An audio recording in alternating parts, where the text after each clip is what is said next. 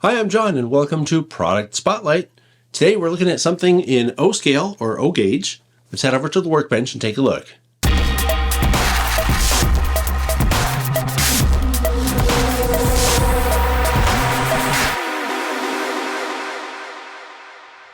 Alright, so here's what we're looking at today.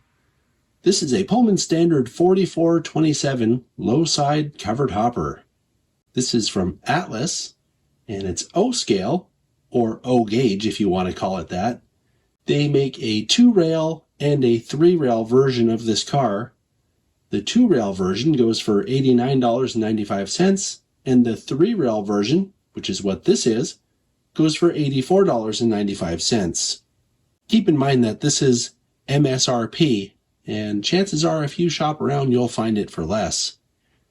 And since we're on the topic of 2-rail and 3-rail, I'll mention that the minimum diameter curve listed for the 3-rail version is 0.45, and the minimum radius curve listed for the 2-rail version is 36 inches.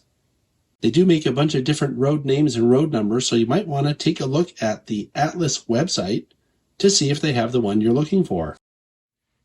Being O scale, it's pretty easy for them to add some really great details, and I'm talking about things like separately applied stirrups, nice fine wire grabs.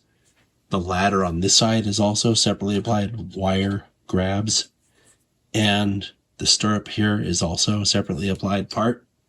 The paint is perfect, and you can see all of the writing and read all of it. The brake end of this model is very detailed. It has a separately applied brake wheel and all the associated detail that goes down here.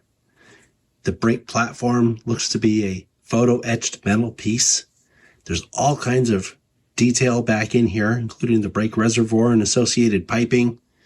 There's an air hose. There's just a lot to look at here. And I'm showing you this angle just to point out all of that little detail that I just talked about. It's a triple valve, a reservoir, a bunch of piping, all kinds of stuff to look at in there. The paint and markings on the other side of the car are equally as good as they are on the side we just looked at. It's just a treat to see something this big. You know, the older I get, my eyes are worse, and I can see all this without my glasses. It's pretty nice. The AN has the same kind of detail as the BN, just less of it. The detail on the top of the model is quite impressive. It looks like all of this roof walk detail is separately applied. And here's the coolest thing, I think, on the model. The hatch is open. How cool is that? You have to be careful. The latches actually work. And the hatch is open like this. The underside of the car has pretty good detail, including the discharge gate detail. I'm not a big O gauge person, but I have to say that these larger scale models really appeal to me.